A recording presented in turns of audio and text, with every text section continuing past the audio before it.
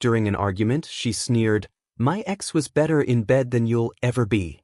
I didn't shout, just packed my bags and left. Weeks later, her message arrived, "I'm pregnant, and he wants nothing to do with us." I thought I was making a peace offering when I started preparing Jessica's favorite seafood risotto that Tuesday evening, carefully stirring the arborio rice while white wine simmered in the pan. We'd been together 3 years, and I knew her well enough to recognize when her mood had shifted into dangerous territory. The past few weeks had been increasingly tense, with Jessica snapping at everything from my methodical way of loading the dishwasher to my habit of actually showing up when I said I would. I figured a home-cooked meal might reset whatever was eating at her, maybe give us a chance to talk through whatever was wrong. I was adding the saffron when she stormed through the front door of our shared apartment, 20 minutes late from her marketing job and radiating the kind of anger that makes the air feel electric. "Great, you're cooking again," she said, dropping her purse with deliberate force. "Let me guess, another one of your perfectly planned domestic scenes." I kept stirring, trying to keep my voice level. "I thought you might be hungry. Rough day at work." "Don't." She held up her hand like I'd offered her poison. "Don't do that thing where you pretend everything's normal when it's not." I turned off the burner and faced her fully. "Okay, what's not normal? What's going on, Jess?" That's when 3 years of carefully maintained composure finally cracked open. "What's going on is that I'm suffocating in this boring, predictable life you've built around us. Everything has to be scheduled, planned, discussed to death. God forbid we do anything spontaneous or exciting." I felt something cold settle in my stomach. I didn't realize wanting to spend time together was suffocating. "See? There you go again with that wounded puppy voice, like you can't possibly understand why someone might want more than your safe little software developer routine." Her words hit like physical blows, each one carefully aimed at the insecurities I'd shared with her during quiet moments. "We missed dinner with my friends last week because you had to finish some coding project. We canceled our weekend plans because you wanted to organize your home office. Everything revolves around your schedule, your comfort, your need to control every detail."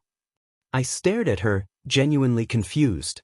"Jess, I work hard so we can have a good life together. The project I was finishing got me the promotion that's paying for this apartment. And I asked you about reorganizing the office. You said it was fine." "Fine," she laughed bitterly. "Do you know how many times you've made me say, 'fine,' when what I really wanted was to scream? Fine about staying in every weekend. Fine about your careful budgeting and your 5-year plans and your complete inability to just live in the moment." The risotto was getting cold behind me, but I couldn't bring myself to care anymore. "If you're this unhappy, why didn't you tell me? We could have worked on it together." "Because you don't actually want to work on anything, Nathan. You want me to fit into your perfect little life plan, and when I don't, you just try harder to manage me into compliance." Her voice was rising now, years of resentment pouring out. "You think being stable and responsible makes you such a catch, but you know what it really makes you? Boring. Predictable. Safe." The word, safe, dripped with such contempt that I actually stepped back. "I thought safe was good. I thought you wanted someone reliable after what? After Dylan?" She laughed, and the sound was sharp enough to cut glass. "Oh, this is rich. You think you're some kind of upgrade because you show up on time and remember anniversaries." That's when she said it, the words that would replay in my head for months afterward. At least Dylan knew how to make me feel alive. At least he was good in bed. Better than you'll ever be. The kitchen went completely silent except for the hum of the refrigerator and the sound of my entire world reshaping itself around this new reality. 3 years of intimate moments, of whispered affirmations, of what I'd believed was genuine connection, all of it suddenly revealed as performance art. I'd thought we were building something real together, something lasting. But she'd been pretending satisfaction while comparing every touch, every kiss, every vulnerable moment to memories of someone else. "You've been faking it," I said quietly, more to myself than to her. "This whole time." Her expression shifted from fury to something that looked almost like satisfaction, like she'd been waiting years to land this particular blow. "Not all of it, but enough." She tilted her head, studying my face with clinical interest. "Poor Nathan. Did you really think your careful attention to my needs was enough to compete with real passion? With someone who actually knows how to lose control? I felt something fundamental break inside my chest, but it wasn't the explosive devastation she was clearly expecting. Instead, it was more like a circuit breaker flipping, shutting down all the emotions that might make me do something I'd regret. The man who'd spent 3 years trying to build a life with this woman was gone, replaced by someone who suddenly understood exactly how little any of it had mattered to her. "I see," I said, my voice sounding strange and distant even to myself. Jessica's eyes flashed with something that might have been disappointment. I think she'd wanted me to break down, to beg, to give her the dramatic scene she was clearly craving. Instead, she was getting the same methodical calm she'd just finished mocking. "That's it? That's all you have to say?" I looked at the ruined risotto, at the apartment we'd decorated together, at the woman I'd been planning to propose to in a few months. The ring was still hidden in my sock drawer, purchased with careful saving and genuine hope for our future together. "What would you like me to say, Jess? That I'm surprised? That I didn't know something was wrong?" I shrugged. "You're right. I am boring and predictable. I thought that was what you wanted when you moved in here. I thought you were tired of the drama and chaos. Maybe I was for a while. But people change, Nathan. People grow. And sometimes they realize they've settled for less than they deserve." Her words hung in the air between us like a death sentence for everything we'd built together. I nodded slowly, the full weight of her revelations settling into place. She hadn't just been unhappy with our relationship, she'd been actively comparing me to another man during our most intimate moments, finding me lacking, and apparently discussing those comparisons with friends. The woman I'd trusted with my deepest vulnerabilities had been using that knowledge as ammunition for the moment she decided to detonate our life together. I walked to our bedroom without another word, leaving Jessica standing in the kitchen with her victorious smirk and the cooling risotto that suddenly seemed like evidence of my own naivety. The mechanical precision of my movements surprised me, folding back the comforter, sitting on the edge of the bed, removing my shoes with the same methodical care she'd just finished mocking. I could hear her in the living room, probably calling someone to share her triumph, her voice carrying that animated energy she got when she'd successfully demolished something. My phone buzzed with a text from my coworker Mike about tomorrow's code review, and I found myself responding normally, discussing debugging strategies like my entire relationship hadn't just imploded 20 feet away.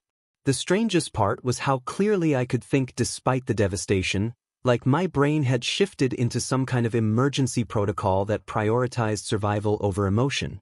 I spent the next 6 hours sitting in that same position, methodically reviewing every intimate moment from our 3 years together, searching for signs of the performance she'd just admitted to. The way she'd close her eyes and turn her head slightly to the left during particularly tender moments. Had she been thinking about Dylan then? The soft sounds she made that I'd treasured as genuine connection, were those calculated reproductions of responses she'd perfected with someone else? Every whispered affirmation, every time she'd pulled me closer, every moment I'd felt truly connected to another human being was now suspect, tainted by the possibility that I'd been competing unknowingly with a ghost. Around midnight, I heard Jessica on the phone in the living room, her voice carrying the sharp satisfaction of someone who just won a decisive battle. "No, I finally told him the truth about Dylan," she was saying, probably to her friend Amber, who'd always seemed to enjoy relationship drama. "You should have seen his face. I think reality finally hit him that some of us need more than boring stability and predictable sex." She laughed, the sound carrying no trace of regret or sadness for what we'd supposedly built together. "Honestly, it's probably better this way. I've been feeling trapped for months, but I didn't know how to end it without seeming like the bad guy." Her words drifted through the thin walls of our apartment, each sentence confirming that this hadn't been a moment of anger or poor judgment. It had been a calculated execution of our relationship, performed with surgical precision at the exact moment when it would cause maximum damage. She'd weaponized intimacy itself, turning the most vulnerable aspects of our connection into ammunition for her exit strategy. I found myself analyzing her technique with the same detached curiosity I might apply to debugging code, recognizing the elegant efficiency of her approach. By morning, Jessica was posting cryptic updates on social media about finally standing up for myself, and refusing to settle for less than I deserve, accompanied by quotes about toxic people and personal growth. I watched her curate her narrative in real time, transforming herself from someone who just destroyed a 3-year relationship into a brave woman breaking free from oppressive circumstances. The comment section filled with supportive responses from friends who had no idea what had actually happened, offering congratulations on her courage and strength. Meanwhile, I sat in our bedroom as dawn light filtered through curtains we'd chosen together, feeling the weight of a decision settling into place with absolute clarity. This wasn't about fighting for our relationship or trying to work through problems. Jessica had made it clear that she viewed our entire intimate life as a disappointment she'd been enduring while fantasizing about someone else. The man she'd been with for 3 years was apparently so inadequate that she'd been performing satisfaction rather than experiencing it, comparing every touch to memories of Dylan and finding me lacking in ways I could never overcome. There was no recovering from that level of fundamental rejection, no conversation that could rebuild trust once someone had weaponized the most private aspects of your relationship for psychological warfare.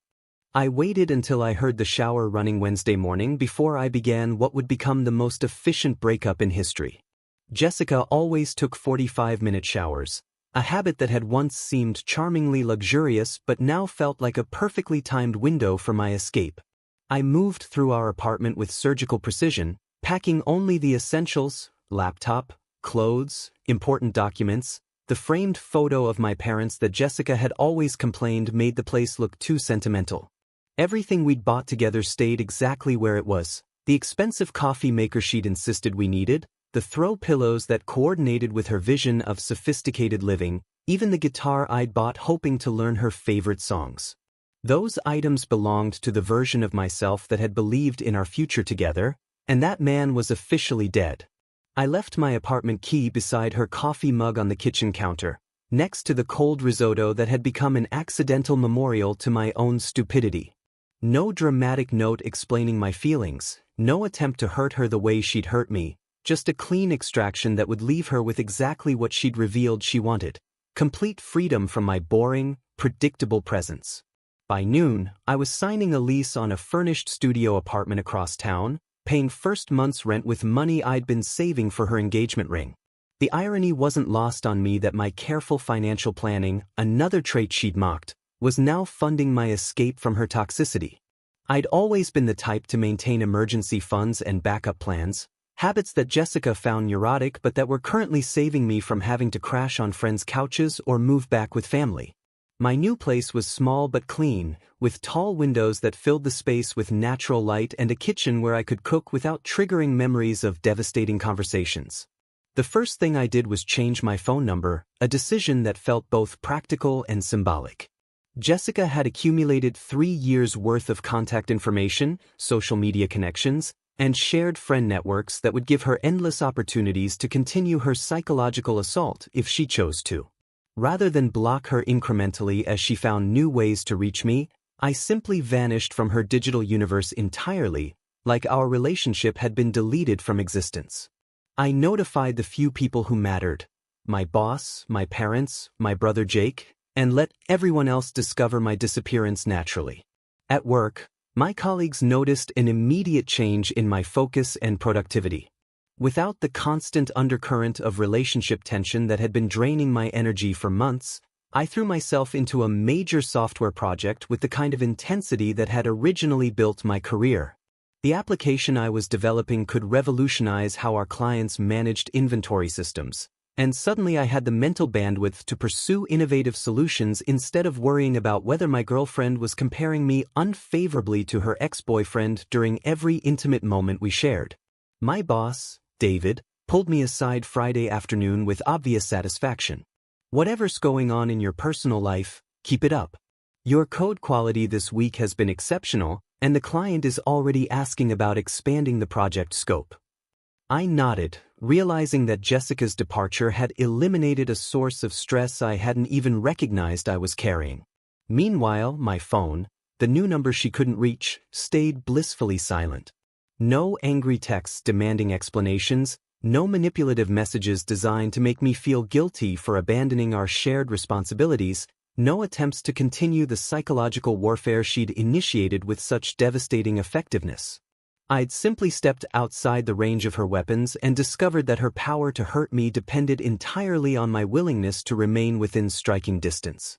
The first weekend in my new apartment, I ordered Chinese takeout and spent 2 days organizing my belongings with the methodical precision Jessica had always ridiculed. Every book found its proper place, every piece of clothing was folded exactly how I preferred, every surface was arranged according to my own aesthetic preferences rather than compromise positions that kept peace with someone who viewed my natural tendencies as character flaws.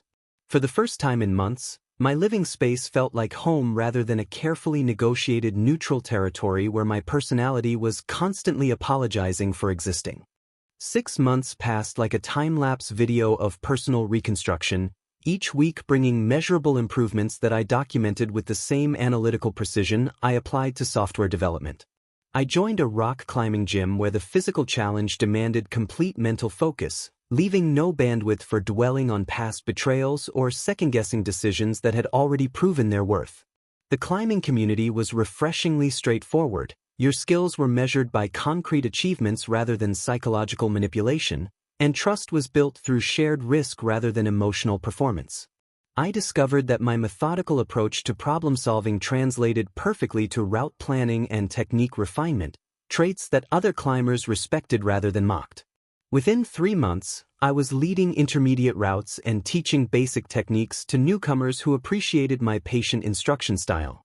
I also started woodworking classes at a community center, finding unexpected satisfaction in creating furniture with my hands after spending years building digital solutions. The precision required for proper joinery appealed to the same part of my personality that Jessica had found insufferably controlling, but here it produced beautiful, functional pieces that would last decades.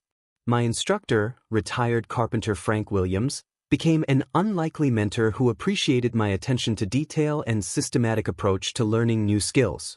"You've got good hands for this work," he told me while I was crafting a dining table from reclaimed oak. "Most people rush the process, but you understand that quality takes time." At work, my newfound focus had transformed me into exactly the kind of senior developer I'd always aspired to become. The inventory management system I'd been developing during my relationship crisis had evolved into a comprehensive platform that our biggest client wanted to license for their entire corporation.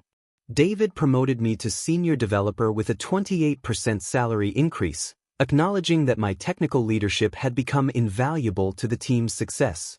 My new apartment reflected this professional growth. I'd moved to a modern 2-bedroom place with exposed brick walls and large windows that showcased the custom furniture I was learning to build. For the first time since college, my living space felt like an authentic expression of my personality rather than a compromise between competing visions of domestic life.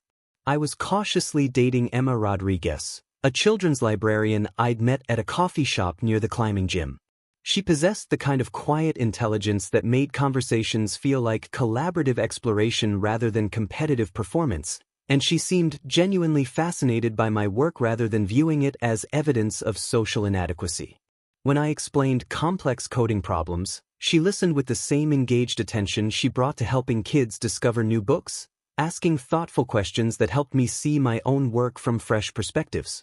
"I love how systematic you are about everything," she told me during our 4th date, as we walked through a farmer's market where I was carefully selecting ingredients for dinner. "Most people just grab whatever looks good, but you actually think about how flavors will work together." Her appreciation for traits that Jessica had found suffocating felt like discovering that I'd been speaking the wrong language for years, and someone finally understood my native tongue. Meanwhile, mutual friends who remained connected to both Jessica and me began sharing updates about her situation with Dylan, though I found myself receiving this information with the detached curiosity of someone reading about strangers in a newspaper. Apparently, their passionate reunion had devolved into the kind of explosive drama that made their social media feeds look like performance art about relationship dysfunction. Dylan's band was struggling to book venues, which meant he was often unemployed and financially dependent on Jessica's marketing salary, creating exactly the kind of power dynamic she'd criticized in our relationship. Their arguments were becoming legendary among our old friend group, screaming matches in restaurants, public confrontations at parties, social media posts that alternated between declarations of eternal love and thinly veiled threats. It's honestly exhausting to watch, my former coworker Lisa confided during a chance encounter at a bookstore. She posts these passionate rants about how real love requires sacrifice and suffering, then Dylan responds with songs about toxic women who try to control artistic expression. It's like they're competing to see who can create more public drama. I nodded politely, but realized that their chaos felt completely irrelevant to the peaceful, productive life I'd been building.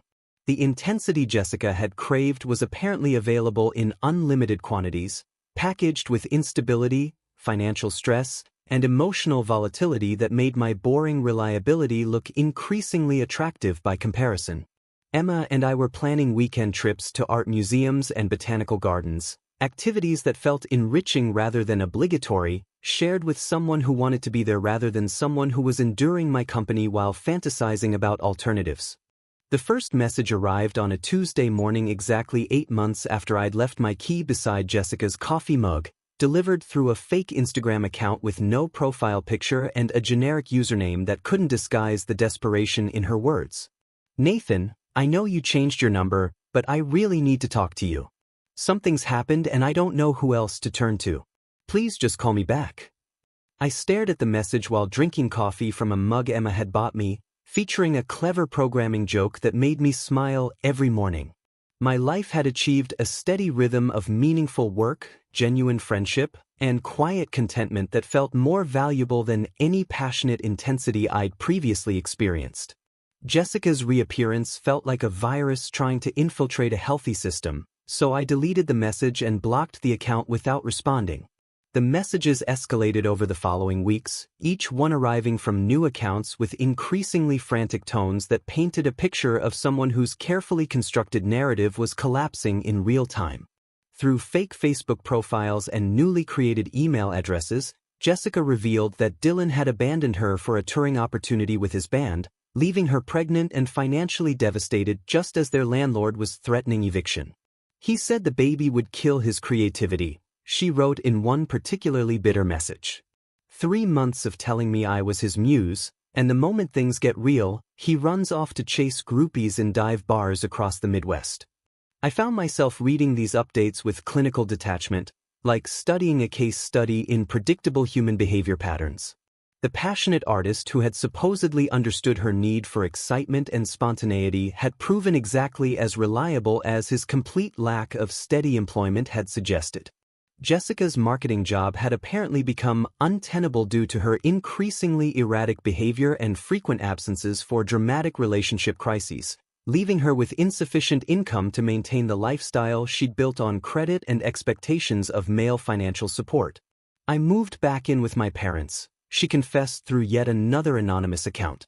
"Do you know how humiliating it is to be 26 years old, pregnant, and sleeping in your childhood bedroom while your mother gives you lectures about making better choices?" She keeps asking how I let everything fall apart so completely, and I don't know what to tell her. Her parents' suburban house was a 40-minute drive from the city, in a neighborhood of modest split-level homes where Jessica's designer clothes and expensive tastes would stand out like artifacts from another world. I could picture her in that cramped environment, surrounded by reminders of the working-class background she'd worked so hard to escape, forced to confront the reality that her pursuit of passion over stability had led her directly back to the circumstances she'd spent years trying to avoid. The irony was mathematically perfect. In rejecting my boring reliability for Dylan's exciting unpredictability, she'd lost both financial security and romantic satisfaction simultaneously.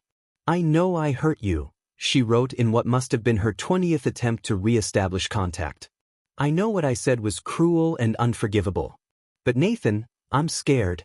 I'm really scared, and you're the only person I've ever known who actually follows through on promises. I need someone reliable right now. I need someone who shows up when they say they will." The manipulation was so transparent that I almost admired its desperate efficiency. She was attempting to transform the very traits she'd mocked into virtues she now desperately needed, reframing my stability as an asset rather than a limitation now that instability was destroying her life. But her words revealed something that cut deeper than her original cruelty. She still didn't understand that I wasn't a resource to be activated during emergencies, a backup plan to be accessed when her primary strategy failed. Even in crisis, she viewed me as a function rather than a person, someone whose value derived entirely from my utility in solving her problems. I blocked each new account systematically, maintaining the digital silence that had become essential to my mental health. Emma noticed my slight distraction during this period but respected my privacy when I explained that someone from my past was trying to re-establish contact against my wishes. "It's probably hard to stay strong when someone's reaching out for help," she said thoughtfully. "But you can't save people who aren't willing to save themselves. And you definitely can't have a relationship with someone who only values you during emergencies." Her insight was precisely why our relationship worked. Emma understood boundaries, respected autonomy, and never tried to guilt me into sacrificing my well-being for someone else's poor decisions. Meanwhile, Jessica's messages revealed increasing desperation as her support systems continued to collapse. Friends who had initially rallied around her dramatic love story were apparently growing tired of constant crisis management, and Dylan's complete disappearance had left her facing single motherhood without the romantic narrative that might have made the struggle feel meaningful. "I see your Instagram posts with that librarian," she wrote in her most recent message. "You look happy. Really happy. I'm glad you found someone who appreciates you, but I keep thinking about what we had together, about the good times before everything went wrong. Don't you miss any of it?" I was leaving the climbing gym on a Thursday evening when I spotted her sitting on the hood of a beat-up Honda Civic in the parking lot, visibly pregnant and wearing one of my old programming conference hoodies that she'd previously mocked as boring programmer wear. The irony of seeing her wrapped in clothing she'd once ridiculed while ambushing me at a location that represented my new life was so perfect it felt scripted. She'd clearly been waiting for a while, given how she immediately stood up and walked toward me with the careful gait of someone in her second trimester, her face a mixture of determination and barely controlled desperation. "Nathan, please don't leave," she called out as I reached my car. "I know you've been ignoring my messages, but I really need to talk to you. Just 5 minutes." I stopped walking but didn't move closer, studying her face with the same analytical attention I'd give to debugging problematic code. Pregnancy had changed her appearance in ways that went beyond the obvious physical alterations. There was a brittle fragility in her expression that I'd never seen before, like someone who'd finally encountered a problem that couldn't be solved through manipulation or dramatic gestures. The confidence that had once made her magnetic was completely absent, replaced by the haunted look of someone who'd gambled everything on passion and lost spectacularly. "How did you find me here?" I asked, genuinely curious about her research methods rather than angry about the invasion of privacy. "I followed your Instagram posts. You tag locations sometimes." She shifted nervously, one hand instinctively moving to her stomach. "I've been coming here for 3 weeks, waiting for the right time to approach you without causing a scene." I had to admire her persistence, even as I recognized it as evidence of how completely her other options had been exhausted. "What do you need, Jessica?" "I'm pregnant," she said, as if this information wasn't already obvious from her appearance and previous messages. "Dylan left when I told him.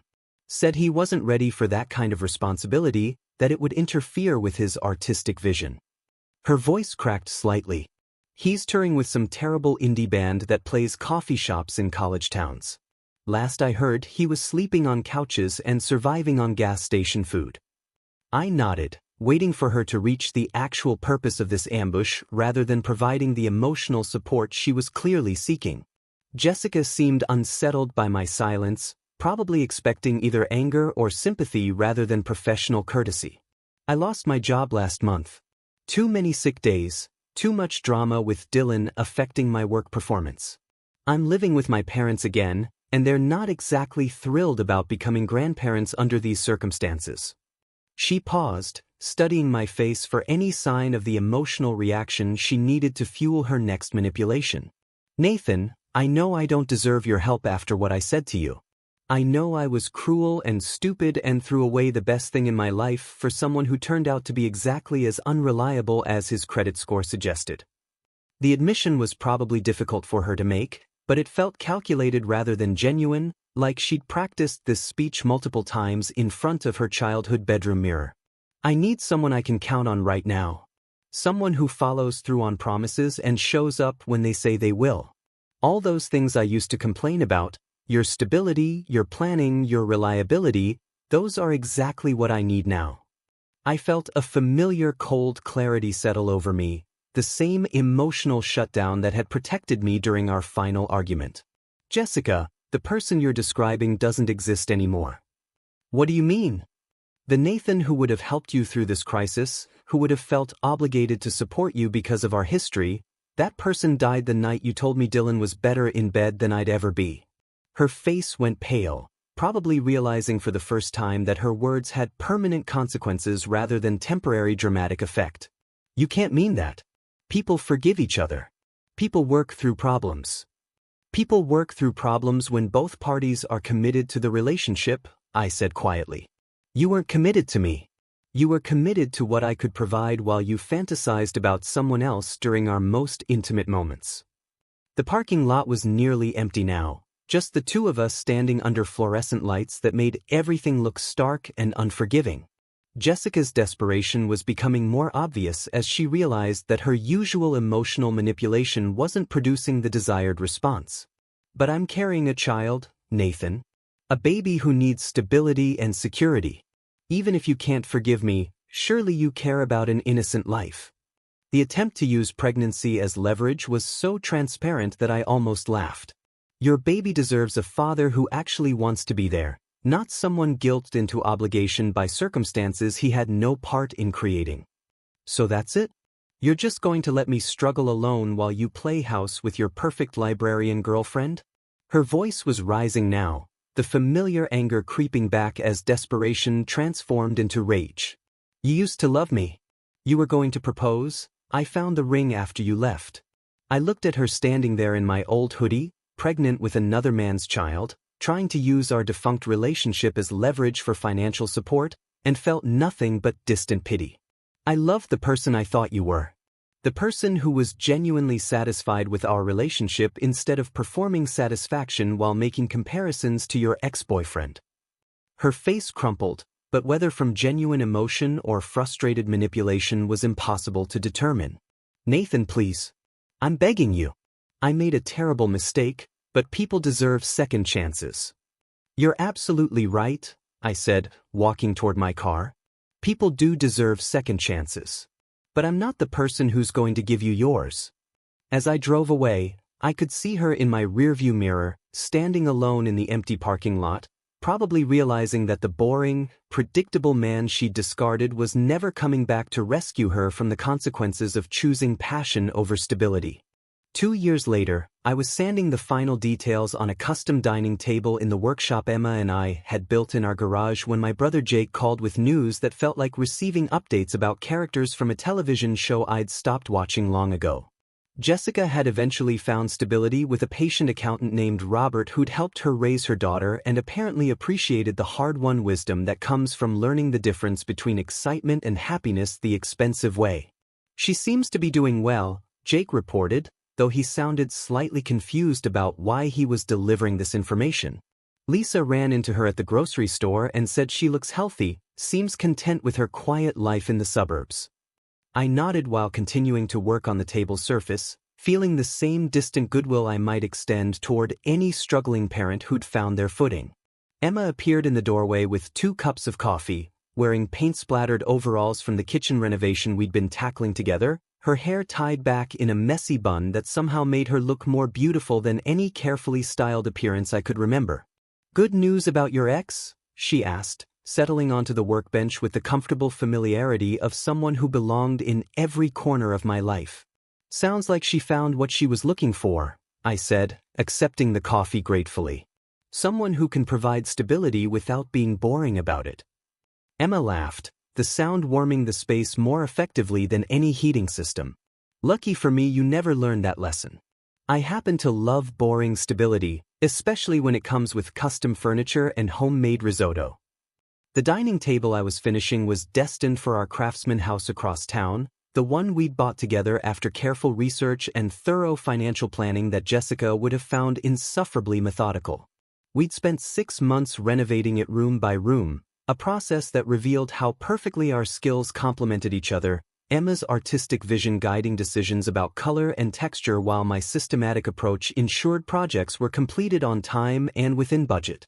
The house reflected both our personalities without requiring either of us to diminish ourselves for the sake of compatibility. My woodworking had evolved from hobby to profitable side business, with clients commissioning pieces that would last generations rather than following temporary trends. Emma's library work had expanded into literacy programs for underserved communities, projects that utilized her organizational skills and genuine passion for education. We were building something sustainable together, the kind of quiet success that doesn't photograph well for social media but provides the foundation for actual contentment. Have you ever wondered what would have happened if Jessica hadn't said what she did that night? Emma asked, tracing patterns in the wood grain with her finger. If she'd kept pretending satisfaction instead of revealing the comparison she was making? I considered the question while applying stain to the table's surface, watching the wood's natural beauty emerge under careful treatment. We probably would have gotten married, had a miserable few years while she continued fantasizing about Dylan, then divorced messily when she eventually found the courage to pursue what she thought she really wanted. So her cruelty was actually a gift? Her honesty was a gift, I corrected. The cruelty was just her delivery method. But yes, in the long run, finding out who she really was saved us both years of wasted time. The evening light was fading as I put away my tools, but the workshop felt warm and productive, filled with evidence of skills I'd developed during the reconstruction period that had seemed so devastating at the time. Emma and I walked back to the house hand in hand, past the garden she'd planted with vegetables that would actually feed us rather than merely look impressive on social media. Inside, I started preparing dinner while she graded papers at the kitchen table we'd refinished together, our comfortable silence punctuated by occasional observations about her students' progress or my latest commission.